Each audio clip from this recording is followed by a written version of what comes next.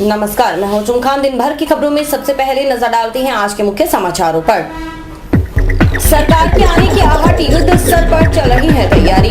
Collector ने लिए pilot project है लाइब्रेरी एंड रीडिंग रूम। मुख्यमंत्री कर सकते हैं निरीक्षण। हार पर मंथन के लिए आएंगे कांग्रेस के बड़े नेता। सरकार से निपटने पर होगी चर्चा। Milton library and reading room में लुभाते हैं अर्धचित्र, रंग ला रहा है चित्रकार रामकिशन अड़िग का प्रयास। अब समाचार विस्तार से। सरकार आपके द्वार आने के लिए तैयार है। जिला मुख्यालय को खास तरीके से सजाया जा रहा है। कलेक्टर परिसर में भवन में रंग रोगन का काम तेजी से चल रहा है। ठेकेदार को साफ तौर पर कहा गया है कि वह किसी भी सूरत में 24 जून तक काम पूरा कर ले, क्योंकि 26 जून को खुद मुख्यमंत्री वसुंधरा राजे का दौरा प्रस्तावित है। शहर के विभिन्न क्षेत्रों में विकास की बयार बह रही है। अचानक सरकारी महकमों को काम करने की सूची है। हर अफसर काम में व्यस्त है। शहर में कई जगहों पर रंग रोगन का काम चल रहा है। कलेक्ट्रेट परिसर में बरामदों की रंगाई होने वाली है। इसके बाद बाहर में काम शुरू होगा। कलेक्ट्रेट में इन दिनों जन सुनवाई लगभग बंद है। प्रशासनिक अधिकारी सरकार के आगमन की तैयारियों में जुटे हैं। जयपुर से रोजाना प्रमुख शासन सचिव स्तर पर के अधिकारी हनुमानगढ़ पहुंच रहे हैं। भारतीय प्रशासनिक सेवा के वरिष्ठ अधिकारी और मुख्यमंत्री के सचिव डॉक्टर के पाठक तैयारियों का जायजा लेकर चूरू रवाना हो गए। वहीं भारतीय प्रशासनिक सेवा के अधिकारी गौरव गोयल बुधवार को हनुमानगढ़ पहुंचे। उन्होंने कलेक्टर पीसी किशन के साथ बैठक कर तैयारियों का जायजा लिया। एडीएम बीएल मेहड़ा ने अपने कक्ष में अधिकारियों की मीटिंग ली। इसमें एसडीएम होशियार सिंह आदि शामिल हुए। एडीएम ने स्काई चैनल को बताया कि 19 जून को बीकानेर में चीफ सेक्रेटरी राजीव महर्षि, संभागीय आयुक्त और कलेक्टरों की मीटिंग लेंगे। मीटिंग में सरकार आपके द्वार कार्यक्रम का टास्क दिया जाएगा। इसके बाद 20 से 22 जून तक सरकार के मंत्रीगण पंचायत स्तर पर जाकर जन सुनवाई करेंगे। जन सुनवाई के दौरान यह सुनिश्चित किया जाएगा कि होने वाले काम तत्काल हों। जिन समस्याओं का निस्तारण तत्काल संभव नहीं होगा, उसके लिए सक्षम अधिकारी लिखित में जवाब देंगे। आवेदक को पूरी तरह संतुष्ट किया जाएगा। सरकार आपके द्वार बीकानेर संभाग में आ रही है और इसके लिए हमें एक टेंटेटिव कार्यक्रम भी मिला है।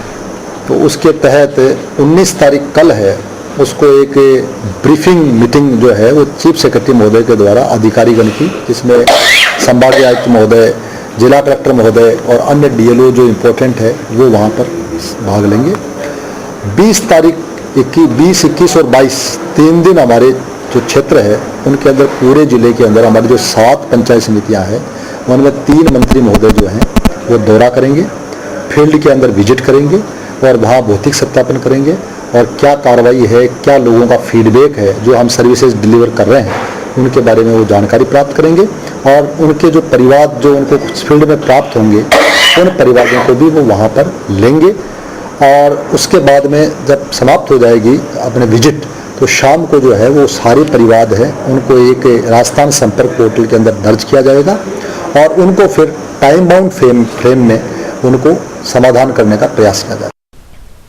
मुख्यमंत्री कार्यालय के सूत्रों के मुताबिक 26 जून को मुख्यमंत्री वसुंधरा राजे हनुमानगढ़ पहुंचेंगी। वे संग्रिया में जन सुनवाई करेंगी। एडीएम बीएल मेहड़ा ने कहा कि अभी औपचारिक तौर पर मुख्यमंत्री का कार्यक्रम नहीं आया है, लेकिन माना जा रहा है कि मुख्यमंत्री 26 जून को ही हनुमानगढ़ आएंगी। एडीएम के मुताबिक जन सुनवाई की खासियत यह रहेगी कि आवेदनों का क्रमवाइज निराकरण और प्रयासों की समीक्षा की जाएगी। 23 तारीख को हमारे सभी ब्लॉक्स के अंदर जन सुनवाई का है। संग्रिया ब्लॉक के अंदर माननीय मुख्यमंत्री महोदय का एक टेंटेटिव कार्यक्रम है, प्रस्तावित कार्यक्रम है, उसमें संग्रिया के अंदर वो होगा। और इससे पहले 23 तारीख को जो बाकी 6 ब्लॉक है वहाँ पर जन सुनवाई होगी। ये 3 दिवस का शिविर लगेगा, 22, 23 और 24। 23 तारीख को माननीय मंत्री महोदय की उपस्थिति में समस्त डीएलओज वहाँ रहेंगे और जो भी परिवादी हैं उनकी समस्याएं जो हैं, जो हाथों हाथ जिनका समाधान हो सकता है उसी दिन करेंगे और जिनका समाधान एक कुछ समय पश्चात हो सकता है उनको उस तरीके से हम उस समय के अनुसार डील करेंगे। इस जन सुनवाई में सबसे महत्वपूर्ण जो बात है वो ये है कि जो भी समस्याएं आएगी उनको हम प्रयास करेंगे कि हाथों हाथ उनका निपटारा करें और उसको रसीद दी जाएगी। उसकी जो आवेदन पत्र है वो भी हमने छपाए हैं और उस आवेदन पत्र में उसका मोबाइल नंबर भी दिया गया है जिससे कि हम उसको इंटीमेट कर सकें। तो उसमें हम ये लिखेंगे कि साहब ये आपकी समस्या का समाधान इस कारण से नहीं हो सकता है या क्या है, तो उसको एक इंटीमेशन भी देंगे डिस्पोजल का कि आपकी समस्या 6 महीने में पूरी होगी, 3 महीने में होगी, उसको एक टाइम भी दिया जाएगा। फिर जब ये समाधान शिविर समाप्त हो जाएगा उसके 1 हफ्ते बाद में उनका फिर रिव्यू होगा जिला कलेक्टर के स्तर पे। उसके पश्चात फिर 15 दिन बाद के अंदर फिर जो है वो विभाग का जो भी प्रिंसिपल सेक्रेटरी या एडिशनल चीफ सेक्रेटरी है वो रिव्यू करेगा कि भाई उनमें से जितनी समस्याएं हमारे शिविरों में आई उसमें से कितने का वो हुआ। तो ये एक प्रकार से सतत प्रक्रिया रहेगी कि उसकी समस्या का जब तक वास्तविक रूप से समाधान नहीं हो जाता है। खास बात है कि मुख्यमंत्री के आगमन को लेकर अब तक किसी के पास कोई सूचना नहीं है। स्काई चैनल ने एडीएम बीएल मेहड़ा से भी पूछा तो उन्होंने कहा कि अधिकृत तौर पर अभी कोई सूचना नहीं है, लेकिन संभव है मुख्यमंत्री 26 जून को संग्रिया में जन सुनवाई करेंगी। प्रशासन ने अपने स्तर पर उसकी तैयारी पूरी कर ली है।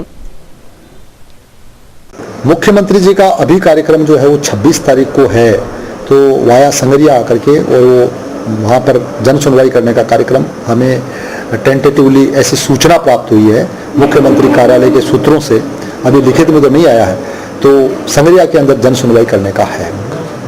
एडीएम के मुताबिक बड़ी बात यह है कि 48 डिग्री सेल्सियस तापमान में सरकार क्षेत्र में आ रही है। यह सरकार की संवेदनशीलता को दर्शाने के लिए काफी है। प्रशासन भी इस दौरान जनता को अधिकाधिक राहत दिलाने के लिए कटिबद्ध है। इतनी गर्मी के अंदर जो राज्य सरकार के जितने भी अधिकारीगण वो आ रहे हैं तो वो एक संवेदनशीलता के साथ में कि जनता की समस्याओं का समाधान करें। हमारे जितने भी अधिकारीगण हैं वो एक टीम के साथ में जो है वो जनहित के अंदर जो भी कार्य है उसको करने के लिए बिल्कुल तत्पर हैं और हम प्रयास करेंगे कि जनता को इस अवधि के दौरान ज्यादा से ज्यादा राहत जो है वो पहुंचा सके। हनुमानगढ़ में मंत्रीगण किस जगह जन सुनवाई करेंगे, इस पर आखिरी फैसला बाकी है, लेकिन प्रशासन ने अग्रसेन भवन को चिन्हित किया है क्योंकि कलेक्टर कार्यालय के पास स्थित अग्रसेन भवन के आसपास यातायात व्यवस्था के पुख्ता इंतजामात हैं। मंत्रियों सहित वरिष्ठ अधिकारियों को ठहराने और जन सुनवाई आदि के लिए पुख्ता बंदोबस्त किए जा चुके हैं।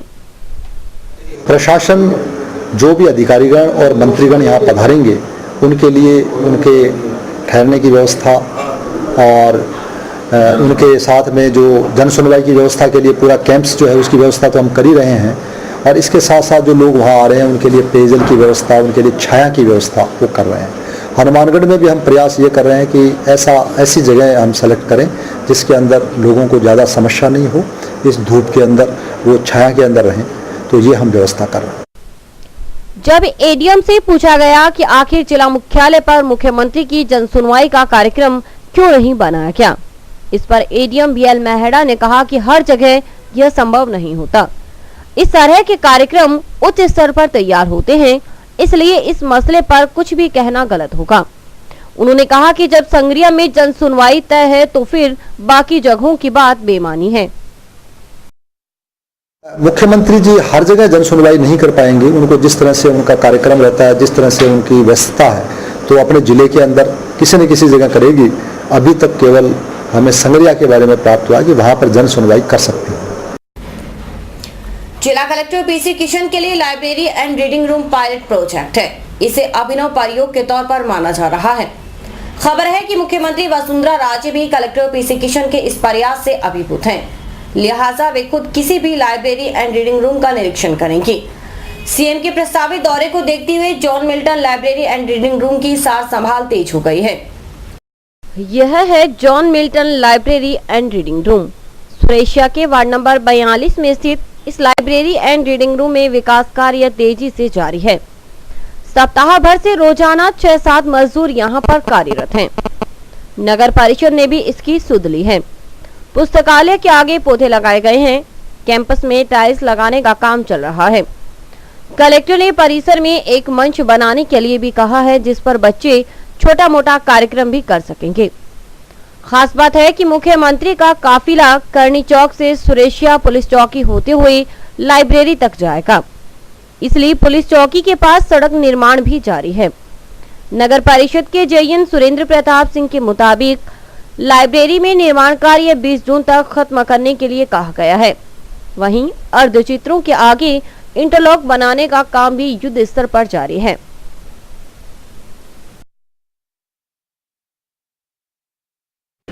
यहाँ पर आसपास की इस लाइब्रेरी के आसपास की जो भी सफाई है वो सारी सफाई करवा रहे हैं। इसके अंदर जो तस्वीरें बनाई हुई हैं उन तस्वीरों के आगे इंटरलॉकिंग का काम चल रहा है और इसके रंग रोगन का काम अभी चल रहा है जो 19-20 तारीख तक पूरा कंप्लीट हो जाएगा। इंटरलॉकिंग का काम भी, घास वगैरह का काम है वो भी लगभग प्रोसेस पे है, तो वो भी कंप्लीट करवा देंगे 3-4 दिन में। अभी कितने मजदूर लगे हुए हैं यहाँ पे? मजदूर यहाँ 6-7 मजदूर लगे हुए हैं जो घास वगैरह लगा रहे हैं वो भी, और 2-3 अपने रंग रोगन पे लगे हुए हैं, बाकी इंटरलॉकिंग पे लगे हुए हैं 5 मजदूर। ये सारा काम नगर परिषद द्वारा? हाँ, ये काम नगर परिषद द्वारा किया जा रहा है। मंच भी बना रहे हैं? मंच भी बन रहा है यहाँ पर। मंच कितने बाई कितने? मंच 16 बाई 10.5 फुट का मंच बना रहे हैं यहाँ पे, जो कभी छोटा मोटा प्रोग्राम करना हो तो उसके लिए यूज आ जाए। एक वो सड़क बन रही है ये ग्रेव यार्ड के पास। हाँ, ये ग्रेव यार्ड कब से? हाँ, ये भी नगर परिषद हो जाएगा, ये बता दीजिए कब से शुरू हुआ है, कब तक खत्म होगा? वो जी 10 तारीख से शुरू हुआ था। अभी ये उसमें टाइम लगेगा, थोड़ा सा लंबी रोड है, तो कोशिश यही है कि अपने 25 तारीख से पहले उसको पूरा कर दें। समाचार अभी और भी हैं, देखते रहिए दिन भर की खबरें। Baby happy modern PG college, a brand for quality education द्वारा स्टूडेंट्स के करियर को ध्यान में रखते हुए विभिन्न प्रकार के कोर्सेज करवाए जाते हैं, जैसे MSc, MA, BCA, BBA, BSc, BCom, BA. College में वेल क्वालिफाइड लेक्चरर्स की कड़ी मेहनत से लगातार 3 वर्षों से स्टूडेंट्स ने महाराजा गंगा सिंह विश्वविद्यालय की मेरिट लिस्ट में अपना नाम लाकर शिक्षा के क्षेत्र में एक नया रिकॉर्ड कायम किया। हाय, आई एम नूरजहां, मैं बीबीए की स्टूडेंट हूं। मैंने बीबीए फर्स्ट ईयर में यूनिवर्सिटी में 3rd रैंक प्राप्त किया था। इसका सारा श्रेय मैं अपने मैनेजमेंट और स्टाफ को देना चाहूँगी, जिन्होंने यहाँ पर मुझे इतनी अच्छी फैसिलिटीज़ प्रोवाइड करवा। Simranjeet Kaur, first year I scored 80% marks, and for this I would like to thank for Baby Happy Modern PG College. The environment of this college is very learning and I have learned a lot of during these 2 years. College में corporate world की आवश्यकताओं को ध्यान में रखते हुए समय समय पर करियर गाइडेंस सेमिनार्स और वोकेशनल कोर्सेज आयोजित किए जाते हैं। महाविद्यालय में library, labs, wifi, playground, canteen, transport आदि फैसिलिटीज प्रोवाइड की जाती है। संस्था का उद्देश्य स्टूडेंट्स को एकेडमिक्स के साथ साथ एक्स्ट्रा करिकुलम एक्टिविटीज जैसे कल्चरल, स्पोर्ट्स आदि में संपन्न बनाना है। सहारा परिवार की ओर से मिलावट के खिलाफ जंग के लिए सहारा क्यू शॉप अब आपके शहर हनुमानगढ़ टाउन में रोमाना इंटरप्राइजेस पर खुल गया है, जहां पर आपको बिना मिलावट के शुद्ध व अच्छी क्वालिटी के उत्पाद मिलेंगे, जैसे देसी घी, आटा, चाय, चावल, चीनी आदि किराना का सामान, इलेक्ट्रॉनिक्स व जनरल स्टोर का सामान भी मिलेगा। इसके अलावा रोमाना इंटरप्राइजेस में अमूल का आइसक्रीम पार्लर भी है। यहाँ पर अमूल के सभी प्रकार के उत्पाद जैसे आइसक्रीम, दूध, दही, पिज्जा आदि उपलब्ध है। रोमाना इंटरप्राइजेस की अन्य ब्रांचें रोमाना बिल्डिंग मटेरियल और रोमाना प्रॉपर्टी एडवाइजर। संपर्क करें रोमाना टावर, रोमाना कॉलोनी, नजदीक विजय सिनेमा, हनुमानगढ़ टाउन। हमारे यहाँ पर आपको आकर्षक कीमतों पर 32 इंच LED, LCD टीवी उपलब्ध हैं। डीजी वर्ल्ड के शोरूम पर आपको आकर्षक brand Videocon, Sansui, Kelvinator, Electrolux, Philips, Panasonic, Kenstar आदि के होम एप्लायंसेस मिलेंगे। यहाँ पर LED, LCD TV, AC, refrigerator, washing machine, microwave, water heater आदि इलेक्ट्रॉनिक सामान आकर्षक कीमतों पर एक ही छत के नीचे मिलेंगे। डीजी वर्ल्ड पर मल्टीनेशनल कंपनियों के सभी इलेक्ट्रॉनिक्स आइटम उपलब्ध हैं, जिसमें विशेष रूप में कॉपर वाइंडिंग के AC और हार्ड पैनल की बढ़िया LEDयां उपलब्ध है। संपर्क करें DG world, town junction road, Vijay cinema के सामने। विधानसभा चुनाव के बाद लोकसभा चुनाव में करारी हार का सामना करने वाली कांग्रेस अब संगठन को मजबूत करने में जुटी है। इसके लिए जिला स्तर पर मीटिंग का दौर शुरू हो चुका है। हनुमानगढ़ डीसीसी कार्यालय में गुरुवार को मीटिंग होगी, जिसमें पूर्व मंत्री प्रमोद जैन भाया और पूर्व सांसद रघुवीर मीणा शिरकत करेंगे। डीसीसी अध्यक्ष सुरेंद्र दादरी के मुताबिक मीटिंग में विभिन्न मसलों पर चर्चा होगी। प्रयोग कोई भी हो बेहतर होता है। हनुमानगढ़ के कलेक्टर पीसी किशन ने कच्ची बस्तियों में लाइब्रेरी एंड रीडिंग रूम खोलने का अभिनव प्रयोग किया, जिसे खूब ख्याति मिली। लेकिन चित्रकार रामकिशन अडिग ने अपनी कलाकृतियों से उस रीडिंग रूम की सुंदरता में चार चांद लगा दिए। पेश है खास रिपोर्ट। पुरानी मान्यता है कि बेहतर इंसान बनना है तो आपको पढ़ना होगा, लेकिन पढ़ाई के लिए भी उचित माहौल चाहिए। अब हनुमानगढ़ के जिला कलेक्टर पीसी किशन को ही लीजिए। प्रशासनिक अधिकारी होने के बावजूद उनका दिल कच्ची बस्तियों के उन बच्चों के लिए धड़कने लगता है जो मेधावी तो हैं, लेकिन उचित माहौल के अभाव में गलत दिशा की ओर चल पड़ते हैं। हनुमानगढ़ की कच्ची बस्तियों में लाइब्रेरी एंड रीडिंग खोलने का कॉन्सेप्ट काफी सराहनीय रहा। कलेक्टर के इस प्रयास को हर अच्छे इंसान ने मुक्त कंठ से सराहना की। सराहना करने वालों में एक शख्स रामकिशन अडिग भी हैं। अडिग को इसकी सूचना वरिष्ठ साहित्यकार ओम पुरोहित कागद से मिली। कागद खुद कलेक्टर की सोच के कायल हैं, इसलिए जब अडिग ने कलेक्टर से मुलाकात की और लाइब्रेरी एंड रीडिंग रूम के कॉन्सेप्ट को सराहा तो कलेक्टर पीसी किशन ने पूछा कि आखिर आप इसमें क्या सहयोग करना चाहोगे। अडिग और कागद ने रीडिंग रूम कैंपस में विख्यात कवियों के अर्धचित्र बनाने की बात कही, ताकि पढ़ने वालों को उनसे प्रेरणा मिल सके और देखने में भी सुंदर लगे। बस क्या था, कलेक्टर को बात जंच गई। अब सवाल यह था कि आखिर किन कवियों के अर्धचित्र बनाए जाएं। माथापच्ची के बाद कागद ने ही कुछ नाम सुझाए। विख्यात चित्रकार रामकिशन अडिग कहते हैं कि आपसी मंथन के बाद गीतांजलि नामक अमर काव्य के हस्ताक्षर नोबेल पुरस्कार विजेता गुरुदेव रविंद्रनाथ टैगोर, काजी Nazrul Islam, Munshi Premchand, Shelley, Muktibodh, doctor Subramania Bharati, John Milton, Vijaydan Detha और चंद्र सिंह बिरकाली का नाम फाइनल हुआ। फिर क्या था, रामकिशन अडिग ने सुरेशिया के वार्ड नंबर 42 स्थित John Milton library and reading room में डेरा डाल दिया। दीवार पर अर्धचित्र बनाने की तैयारी शुरू कर दी। सबसे पहली दीवार पर बनाए रविंद्रनाथ टैगोर के चित्र। वह टैगोर जिन्हें 1913 में साहित्य का नोबेल पुरस्कार मिला। खास बात है कि टैगोर को 1915 में सर की उपाधि भी मिली, लेकिन 1919 में जालियांवाला बाग घटना से द्रवित होकर उन्होंने सर की उपाधि लौटा दी। दूसरी दीवार पर काजी नजरुल इस्लाम का अर्धचित्र। वो नजरुल जिन्हें विद्रोही कवि कहा जाता है, बांग्ला कवि जिनकी करीब 3000 से अधिक गीत प्रचलन में हैं, एक दार्शनिक, विचारक और क्रांतिकारी कवि। मुंशी प्रेमचंद हिंदी साहित्य के अमिट हस्ताक्षर हैं। मूल नाम धनपत राय श्रीवास्तव से प्रेमचंद के रूप में विख्यात उनका साहित्य आज भी पूरी तरह प्रासंगिक है। गबन, रंगभूमि और गोदान जैसे उपन्यासों के रचयिता प्रेमचंद संवेदनशील लेखक के तौर पर जाने जाते हैं। शैली के अलावा मुक्तिबोध और तमिल कवि डॉक्टर सुब्रमण्यम भारती और ब्रिटिश कवि जॉन मिल्टन के अर्धचित्र बच्चों को आकर्षित कर रहे हैं। राजस्थानी साहित्य के हस्ताक्षर विजयदान देथा और नौहर के चंद्र सिंह बिरकाली के अर्धचित्र बच्चों को इस बात का एहसास कराने के लिए काफी है कि राजस्थान और हनुमानगढ़ की माटी भी कवि देने में पीछे नहीं। रामकिशन अडिग कहते हैं कि पढ़ाई के लिए उचित माहौल की जरूरत पड़ती है। अगर रीडिंग रूम या आसपास कवियों के चित्र होंगे तो बच्चे जरूर उनके बारे में जानने की कोशिश करेंगे और फिर उनमें उनकी तरह बनने की ललक पैदा होगी।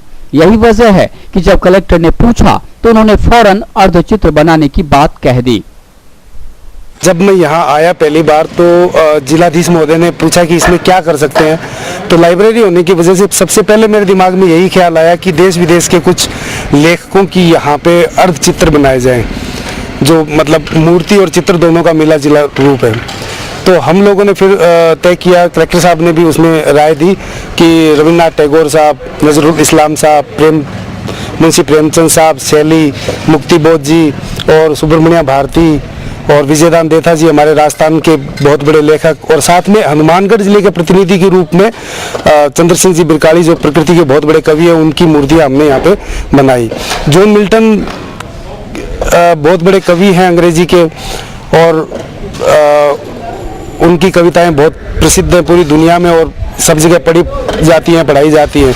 तो उनके नाम पे इस लाइब्रेरी का नाम है, इसलिए इसके केंद्र में एक पीतल की मूर्ति जॉन मिल्टन साहब की यहाँ पे लगाई जा रही है।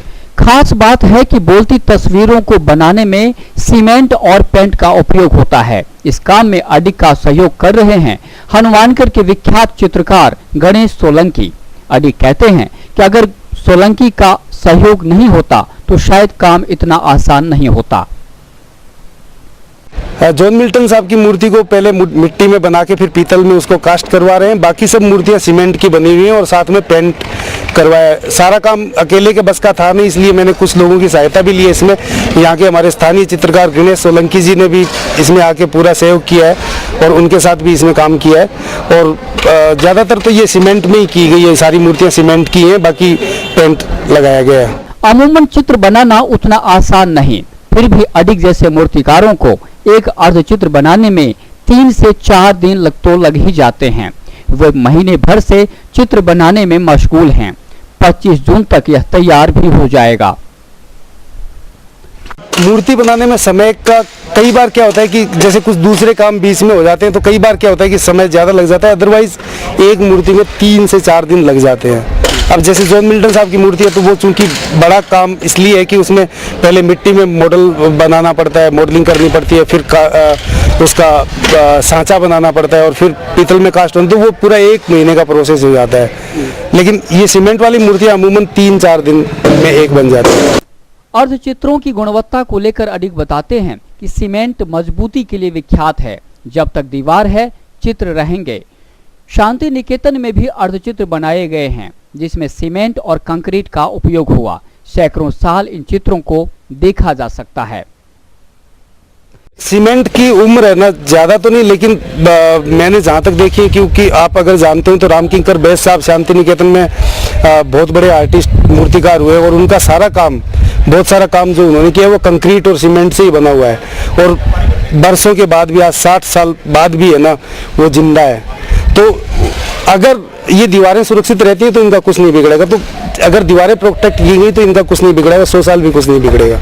वहीं इसकी खासियत के बारे में अडिग कहते हैं कि यह ना मूर्ति है ना ही चित्र, द्विआयाम की तीसरी आयाम की सृजन है। यह त्रिआयामी मूर्ति बनाने के लिए पर्याप्त जगह चाहिए, लेकिन अर्धचित्र के लिए बिल्कुल नहीं। इसमें जिस व्यक्ति का चित्र बना रहे हैं उसको समझना जरूरी होता है। अगर पहले से नहीं जानते हैं तो फिर दिक्कत स्वाभाविक है। इन मूर्तियों की खासियत ये है कि ये ना तो ये चित्र है ना मूर्ति है, यानी दोनों का मिला जुला रूप है, यानी कि द्वि आयाम में तीसरे आयाम की सृजन इसमें किया गया है।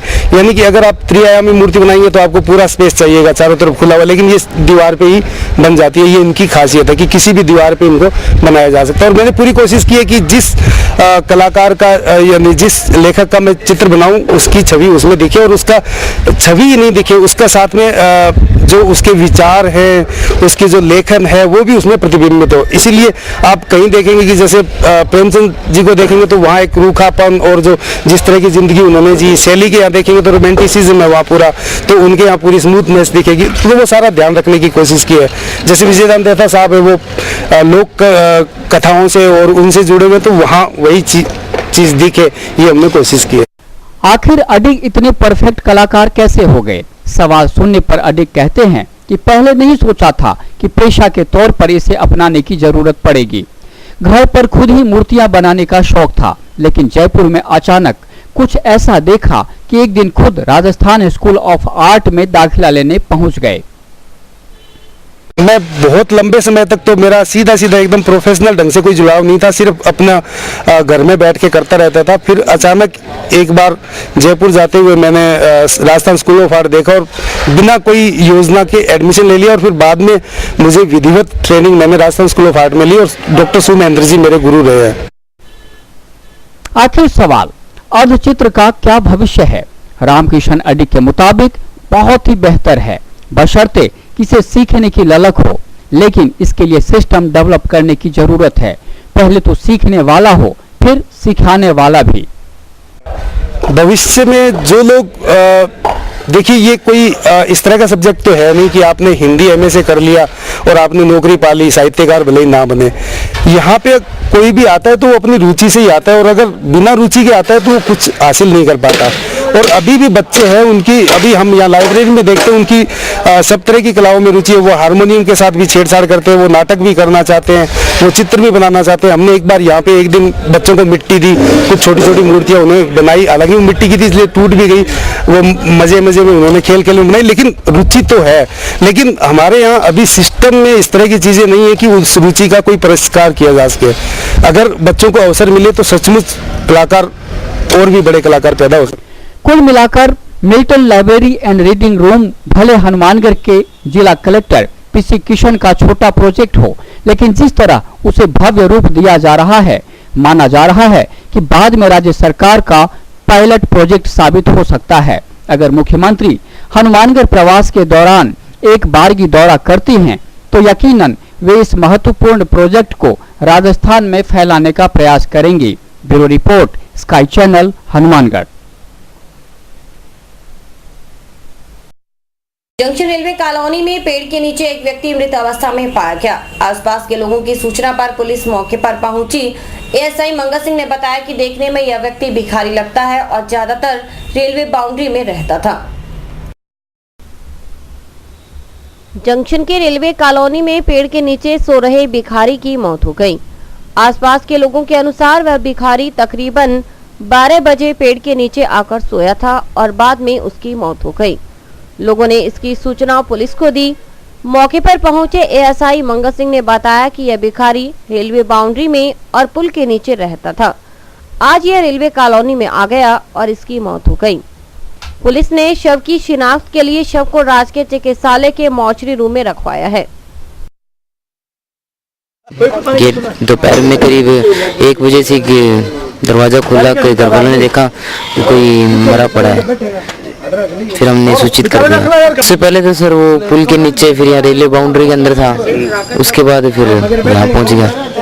अपने को कंट्रोल रूम से कोई टेलीफोन से इतला मिली है कि वो रेलवे कॉलोनी के अंदर एक आदमी मृत अवस्था में पड़ा है। तो मौके पे पहुंचे तो ये देखने में भिखारी लगता है, और राकेश कुमार जी ने रिपोर्ट दी है कि भाई ये आदमी आज दिन में ही 12 साढ़े 12 बजे यहाँ आया था और पेड़ के नीचे सो रहा था, जिसकी मौत हो गई। और अभी वक्त है हेडलाइंस का।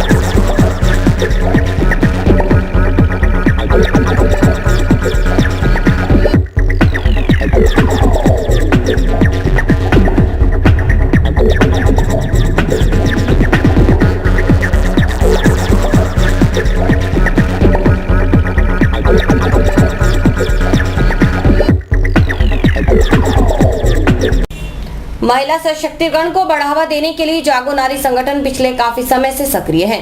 संगठन द्वारा समय समय पर कार्यक्रम आयोजित कर महिलाओं को जागरूक करने का प्रयास किया जा रहा है। इसी उद्देश्य के तहत जागो नारी संगठन द्वारा 5 जून से 15 दिवसीय कैंप का आयोजन चल रहा है, जिसमें महिलाओं व बालिकाओं को ब्यूटिशियन, हैंडीक्राफ्ट, पेंटिंग, मेहंदी आदि का निःशुल्क प्रशिक्षण दिया जा रहा है।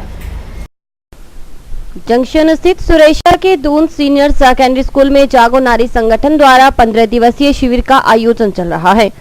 शिविर में को प्रशिक्षित ट्रेनरों द्वारा ब्यूटिशियन, हैंडीक्राफ्ट, पेंटिंग, मेहंदी आदि का निःशुल्क प्रशिक्षण दिया जा रहा है। संगठन की जिला संयोजिका मोनिका स्वाद ने बताया कि शिविर का उद्देश्य आज के इस आर्थिक युग में महिलाओं को जागरूक कर आत्मनिर्भर बनाना है। उन्होंने कहा कि जागो नारी संगठन महिला सशक्तिकरण को बढ़ावा देने के लिए पूरी तरह से सक्रिय है।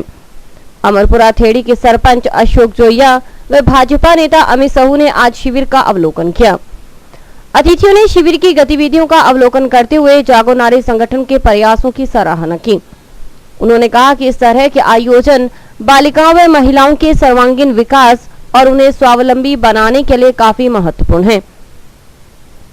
संगठन की जिला संयोजिका मोनिका स्वाद ने शिविर के उद्देश्य की जानकारी दी।